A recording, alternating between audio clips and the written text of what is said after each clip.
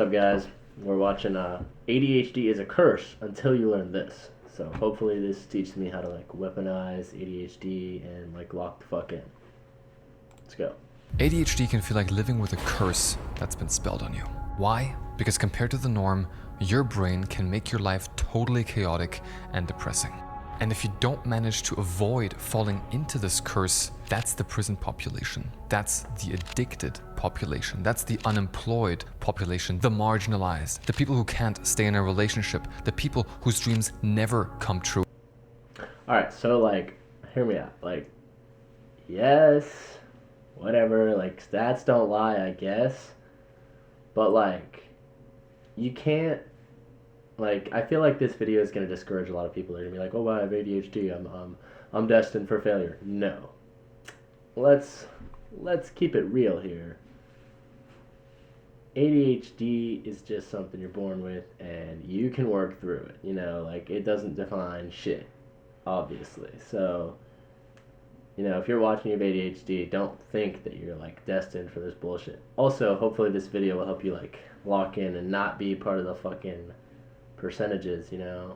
But just saying, I think there's gonna be a lot of people that watch this. They're just gonna like get worse, and they're gonna be like, "Fuck, bro, ADHD, bro. Now I'm fucking depressed and useless." And to die young. Yeah, it can literally take years off your life. It's almost like 90. I think that's bullshit. I don't think that ADHD takes years off your life. I think it causes things that will cause you to have less long life. Like, I think if ADHD causes you to be depressed, I think the depression's going to give you less life. But I think saying that ADHD can give you less life, you know, I think that's kind of bullshit. Like, a little misleading. 5% of people are starting at level 1, whilst you are starting at level -10. However, if you manage ADHD properly, if you learn to master this curse, you can actually become super successful. And despite what you might believe, it can actually become a blessing. And I'm going to show you how you can easily do that in just a minute. But first, let's start out by analyzing why it's always so black and white. Why is it that you will either fail completely or become massively successful? Well, it's the same reason why you either exercise really hard or not at all. Why you either eat really healthy or really unhealthy. Why you're either So, I really don't think it's like that for everyone. Like, I feel like I know people who have ADHD that aren't so, like, always fucking ripping this and not really ripping that, you know? Like, there's a lot of people who have ADHD that probably, like, live in the middle of it, you know what I mean? Like I have a lot of people that are just like, "Oh, I don't want to lift today. I'll just go for a walk." And I'm like, yeah, good for you, you know? Like, at least they're doing something, you know? Like, and also, like, the healthy and unhealthy thing, come on, bro. Like, not everyone eats super fucking healthy. And if you don't eat super freaking healthy, it doesn't mean that you eat, like, McDonald's cheeseburgers every single day. It just means, like, you're, like, in the middle, you know? Like, and I feel like that applies to a lot of the population. So considering most of the population probably has ADHD, like, you know what I mean? I don't really get that. focused or not focused at all, and why you either feel like you're having really good days or absolutely terrible ones. Because if you have ADHD, that's just mindset, bro. Lock in. You can't do the ordinary. You don't do the okay or meh. It's always all or nothing. Because your brain has a dysregulation of dopamine, meaning your levels of mood, motivation, and focus either spike up or down. There's literally no middle ground. And if you don't know how to hack this dopamine regulation, you will end up in a downward spiral that is difficult to get out of. Because these negative days then comfortably compound over your life, which is when you may find yourself so deep down the pit that you're completely lost, isolated, and feel hopeless. On a path that often feels like it's predetermined by fate, because you feel like you've lost all control.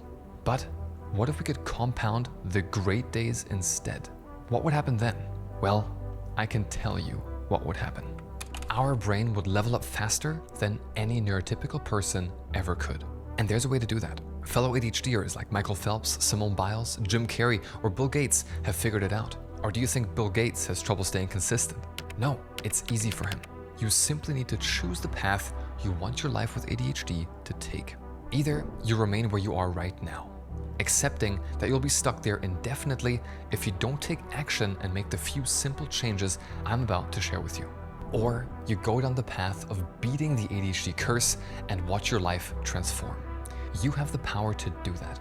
And it's never too late to go down that route, no matter how hard things are feeling right now. You don't have to be a slave to your brain. Equipped with the right knowledge, systems, and tools, you can learn to trust yourself again. You can learn to have hope again, and you can beat the ADHD curse in just 3 easy steps. This is what I'm going to share with you right now. Make sure to watch until the end because all the steps build on top of each other, and steps 1 and 2 would be nothing without step 3. Step 1. I tried everything. Alright, here's what we're gonna do. You want to hack right here? You see this? You see how it just got an ad? Here's what we're gonna do. We're gonna go right here. We're gonna copy this URL like a boss.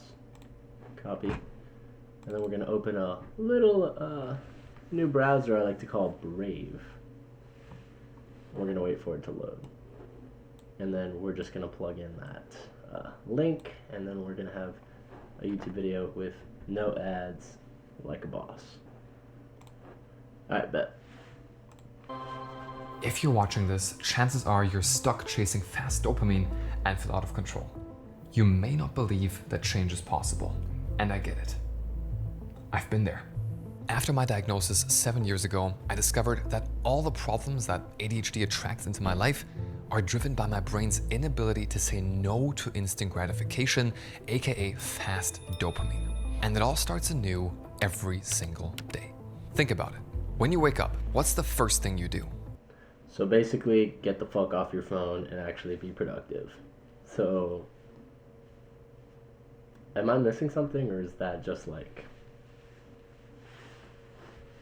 is that like obvious, but like people just already don't fucking do it?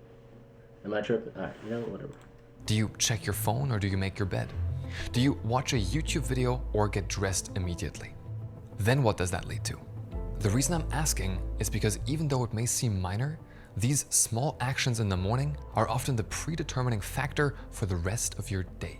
You either get stuck in a negative dopamine cycle after checking your phone and losing yourself on Instagram, or you get stuck in a positive feedback loop of accomplishment that gives you momentum to tackle more. Because while things like checking social media make you feel really good right away, we know that they are also a lot more short-lived.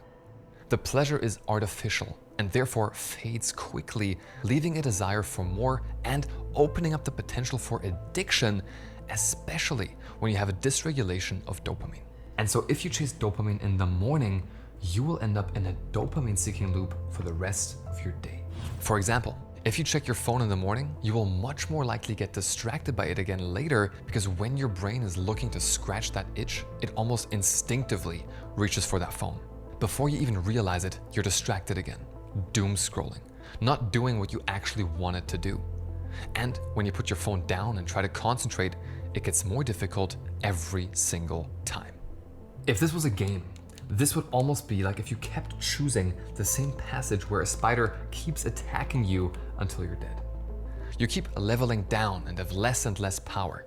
After the 50th time, it's almost like you're in a trance, just clicking on that passage, not knowing why. It's like you're a puppet with no control. So, a puppet with no control. That's an interesting analogy. So, a spider that keeps attacking you until you're dead. So what he's saying, basically, is that every time you go on your phone, you're choosing to self-sabotage. Once again, he's basically just repeating himself and saying different analogies over and fucking over. I feel like this is pretty fucking obvious, guys. Be productive, do something that's actually going to set you forward and not fucking backward. How fucking hard is that, right? But we all know those ADHD mornings, right? Those mornings where your restless brain didn't let you sleep, where you literally lie in bed and tell yourself that today is lost. You start thinking about all the things you should be doing, and the day just becomes bigger and more overwhelming. And how are you going to be able to follow through with this for the next couple of weeks? What are people going to think? Let's just check your phone for some quick relief and stop. Breathe. what's the first thing you can do right now? Is it just getting out of bed? Okay, let's do that. Wow, that was actually all right. Okay, now let's get under the shower and see what happens. Okay, time to make the bed. Wow, I'm feeling better already. Okay, now let's just sit down and try to focus. Do you see what we did there?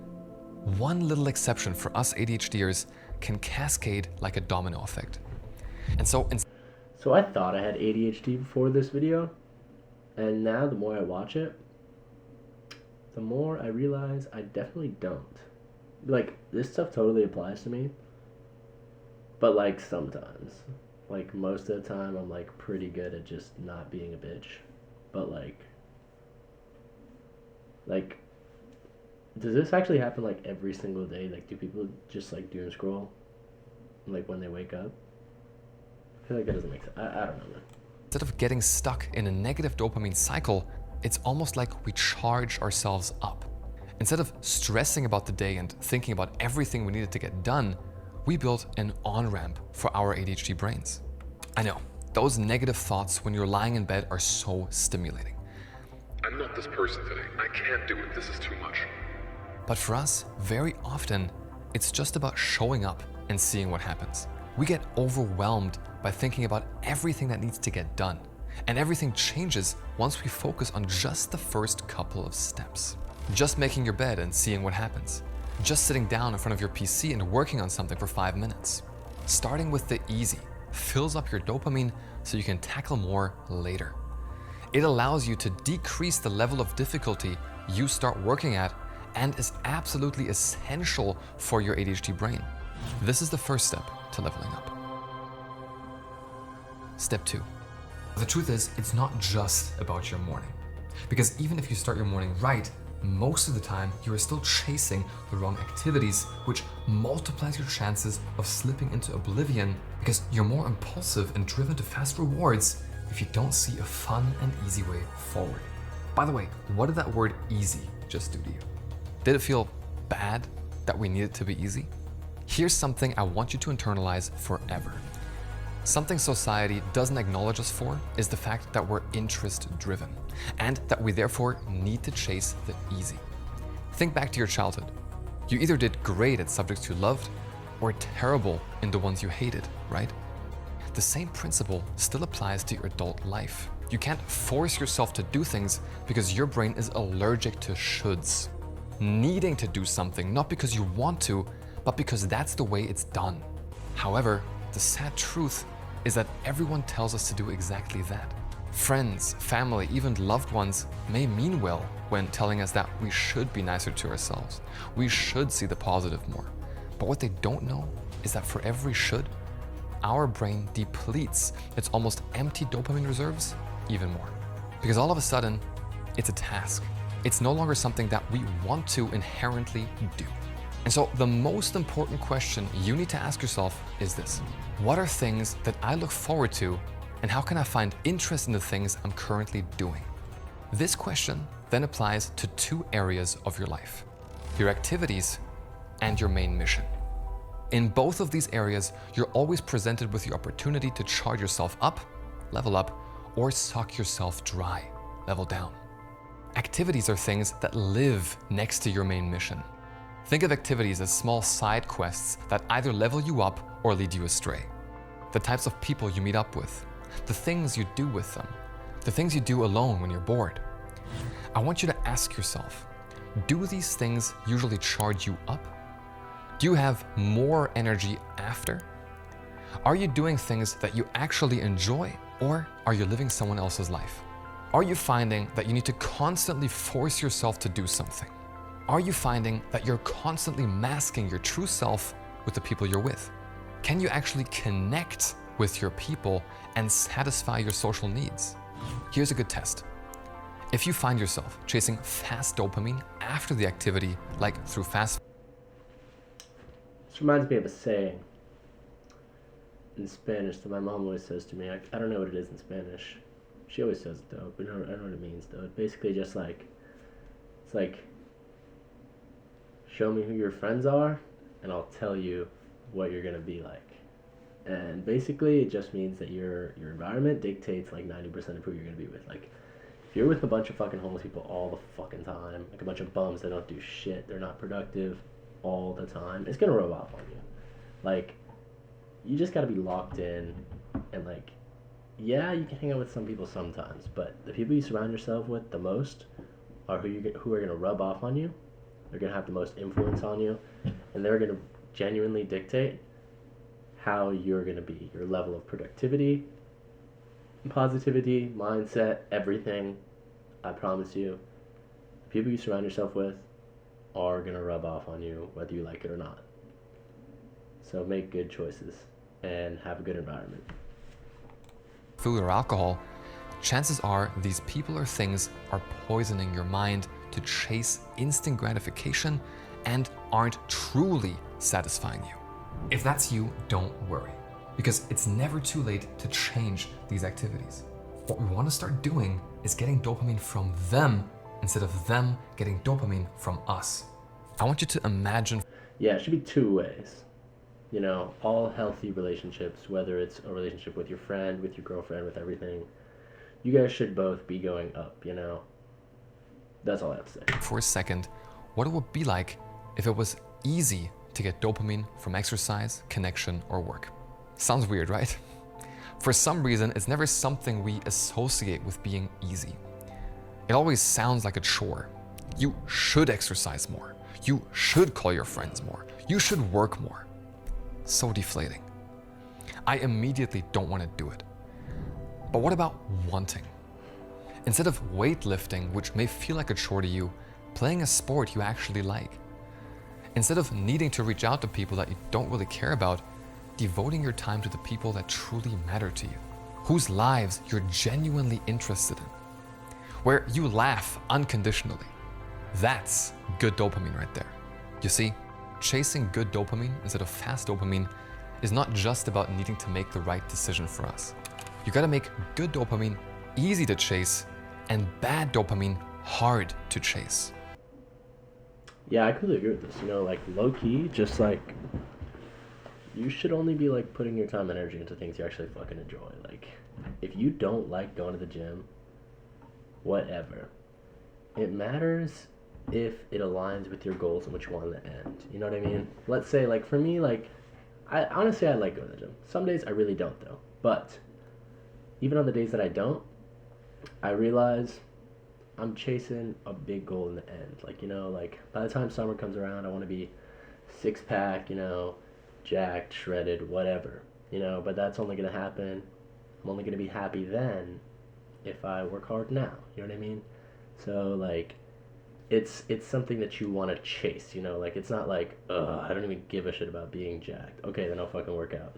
Like, you really don't have to. You know, like, if you just want to be in shape, there's a lot of ways you can stay in shape, and there's a lot of easier ways. You know, you don't have to work out, but you just got to make sure in the end it's going to make you happy. And if it makes you happy in the end, then it's worth working for now. And if you don't think it's worth working for now, don't do it, because you're not going to stick to it. You know what I mean? Like, I like going to the gym. I enjoy my workouts when I get there, you know? Even, like, going to the gym is sometimes annoying. But when I'm at the gym, I usually enjoy my workouts no matter what, because I'm, like, pushing through, you know? I feel accomplished. But if you don't like working out, even, like, during, before, after, whatever, don't do it. Do something else that you actually like, and that way you'll be able to stay consistent and therefore productive, because consistency and actually doing shit and not being a bum is how you stay successful. That's basically what this guy's saying. It's about creating a new normal where you don't even have to make decisions anymore. Changing your environment to be true to you. Knowing your differences, not abandoning yourself, and understanding that you have these basic needs like connection that you are allowed to get met your way. Now, here's the crazy part. Research shows that you build the best dopamine through things that you enjoy. In other words, once you stop people-pleasing and learn to listen to yourself, your life will change its trajectory. Your reward is a... Yeah, look, it took me a while to stop people-pleasing. Like, I just wanted to make everyone happy, you know, like I just honestly did whatever the fuck, you know. My friends wanted me to do something, oh yeah, I'll fucking do it, whatever, you know, make you all happy. Like, let's just all have a good time. But honestly, like, Now I'm just like, fuck, if I don't want to do something, I don't fucking want to do it. I'm not gonna fucking do it. It's really not that hard. And like learning that honestly made my life so much better. Like now I can actually choose what I want to do and what I don't want to do. And it's not even a productivity like standpoint. It's from like a genuinely just like my own peace, my own happiness, and having my own peace and happiness just made me more productive in other aspects of life. So, you know, just having good quality of life will also have you in a better standpoint. Free life, a happy life. And if you have ADHD, you now know that you literally need to live an authentic life to not go under. There is no other option. Which leads me to my last and most important step. Step 3. When we land in jobs or careers that promise safety but aren't something we genuinely want to do, as ADHDers, we often end up chasing fast dopamine in our free time through partying or playing video games because we're not getting it elsewhere. We are not charging ourselves up. We're sucking ourselves dry every single day. Even though it may feel like you're leveling up, in reality, you're leveling down because you're sacrificing yourself for the external. Money, status. It doesn't mean much if you don't like what you're doing. And so instead of having an occupation or following a career, you need a mission. Truly something bigger than you, where it's easy to make the right decision of starting that positive feedback loop every morning because you have something to look forward to.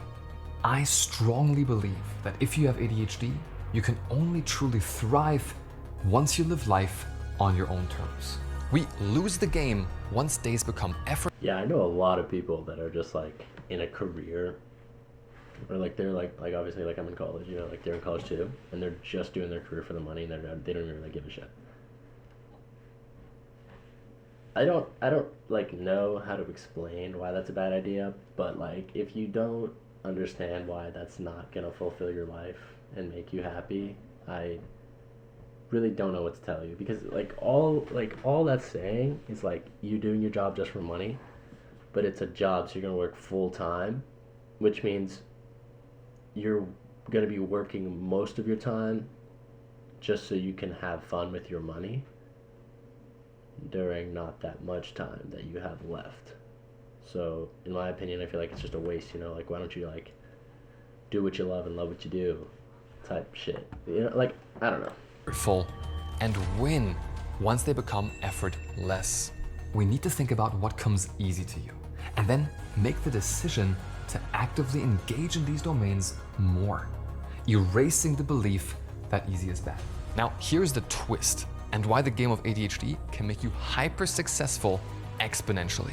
Once you follow the easy and you have a mission, you actually have an unfair advantage because of your dopamine deficiency. Because while our brain can trap us in negativity, it can also be the reason why we're able to hyper-focus on things that we love. You may have noticed time passing at incredible speeds when you're playing a game you like. The same can happen with your mission. All of a sudden, you need that mission instead of those destructive things we talked about earlier to Yeah, this just reminds me of like, you know when you're working a shift, like I used to work at Steak and Shake, like when it was like a bunch of bums, like a bunch of 40-year-olds that have fucking nothing else to do with their life, like I was fucking bored as shit. You know, these people, I didn't really enjoy it. But when I worked with some of my buddies, you know, some of those W coworkers, like obviously I was getting paid and I was still working, but it was fun. Like those shifts went by so quick. I honestly just wanted to work more, you know, and you know I was getting paid for that shit. So I feel like if you can find a job that replicates working with your favorite coworkers, I think that's like the goal. You know, that's what you should be chasing, I think.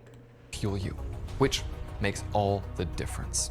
And all of this is possible once you get hyper fixated on building your dream life. For me, it's been becoming a full-time content creator, which shows that even with ADHD, you can stay consistent for over 3 years. I've never missed an upload for longer than a week during this time. But where can you start? Yes, you watching this video. I didn't forget about you. The first step to getting hyper fixated on building a life you love is by finding out what your personality type is. So you can see where your areas of interest lie and then pursue those areas relentlessly. Actually taking an MBTI 16 personality test and checking what areas of jobs or careers are recommended. Maybe it's writing or video editing. Maybe it's networking or art. Maybe it's stand-up comedy. There is no wrong answer here, and nobody, absolutely nobody, can tell you what that answer is except for you. This may well be a huge aha moment for you. After you figure that out, you need to craft your why. In order to get interested in... I would low-key... I think those tests can be really helpful. I think you have to be 100% honest with yourself. And I also think that they're not 100% helpful. Like, I think they can be helpful. They can really, guide you in the right direction and, tell you more about yourself that you might not have been able to put into words. But I think you shouldn't fully rely on those. I think if you have something that you love, you take one of these tests and it tells you that's like the opposite of what you should be doing, obviously don't fucking listen to it. You should just do what you love. And I think you should just be thinking of things that you would genuinely enjoy on your own, then take the test, and then see what lines up with it. And then I think, that would yield some pretty good results for a lot of people. But, it's action. You just got to take the action and really pursue. Start early. It's literally never too late to start, but the earlier the better. The bird gets the worm for a reason. Building a life you love, you need to find interest in it. And so you need a mission statement that resonates with you deeply and authentically. Ask yourself these questions. What is your contribution? Who do you impact? And why does it matter? I think... Wait. Who do you impact? And why does it matter? I think that these kind of go against what he was saying, because in reality, you should be chasing something that makes you happy, keeps you successful, keeps food on your plate, keeps a roof over your head, running water, a car to drive. You know what I mean? Like, I think that you should be choosing your career based on what makes you happy, and, it should be based on you, like, yeah, being productive and helping the world is good, but I think you should only worry about helping the good in the world when you're established with yourself. So I don't think these questions should be really, like, worried about preemptively. I think it's more of, like, once you're stable, you can worry about these questions. But I think, like, his whole message was talking about how, like, you should be finding something that you love, chasing your dopamine, finding the easy, make sure it works with your life, your person, your personality, I really don't think that these questions are going to change or affect any of that, Reflecting on these questions can provide valuable insights into your why, guiding you towards a more purposeful and meaningful life. There's a reason why Simon Sinek, one of the most well-known motivational speakers, has ADHD and literally wrote a book on finding your why. If finding your why sounds too overwhelming, ask yourself what you're curious about. We can't fake that. And simply following your curiosity will lead to the authentic life that we're referencing here. Now at this point, you may be asking yourself, this is all great, and I'll leave a like because I'm inspired. Thanks for that, by the way, but chances are I'll forget this tomorrow and won't turn my life around. This video was just a quick dopamine hit from my brain, and I'll never be able to achieve my dreams. Well, if that's what you're thinking, I don't blame you. A lot of us ADHDers have stopped believing and have lost hope because of the amount of times we told ourselves that we'll change it all and didn't. That's why I want to help you kickstart this and actually turn your life around this time. By far, the most... So great, make a motivational video on how you can do better despite your circumstances, and then completely validate very terrible negative mindset. And then hit another but to unvalidate that and motivate you again. Interesting tactic. I'm not sure if he read this in a book or something, but maybe it works. Crucial step to fully integrating the lessons from this video into your life is to consistently and intentionally work on them with focus. However, as we all know, this can be very challenging for those of us with ADHD. But most people have no idea that there's actually an extremely simple way to consistently focus, execute, and stay on track without falling into this loop of procrastination and executive dysfunction we all know too well. It works by using something called curated external triggers. And countless ADHDers are already taking advantage of it. If you're interested in understanding how it works and how you can apply the strategy into your own life, click the link in the video description. In it, there's another free video that explains everything in detail. So click the link below and we'll see each other in the next one. Alright, interesting video. Good takes. I'm gonna sum it up. Basically, if you have ADHD, stop being a fucking bum.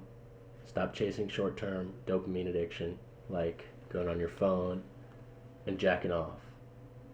Get the fuck off your ass. Do little things that'll start your day off right and keep winning small battles. Find something that you actually enjoy, not something that you think you'll enjoy or that everyone tells you to enjoy, something that you actually enjoy. Find what you're curious about, find what you're interested in, chase that. Make things easy, because no one ever said, like, yeah, it might be portrayed that things that are easy are bad, or that it's not deserving of success if it's easy, but realistically, easy is easy, you know, like, you should be chasing easy. If making $1 million is easy, do it again, do it again, do it again, do it again, do it again. It's easy, and if you found out a way to keep it easy, do it more. If you find $1 on the ground, you're gonna pick it up because it's a free dollar. It's easy. Just because you didn't earn that dollar doesn't mean it's not easy, doesn't mean it's a good thing. Doesn't mean it's not a good thing to pick up a free dollar. Free things that are putting you ahead are good for you. Do that. Apply it. Figure it out. And that's all. Thanks for watching, guys.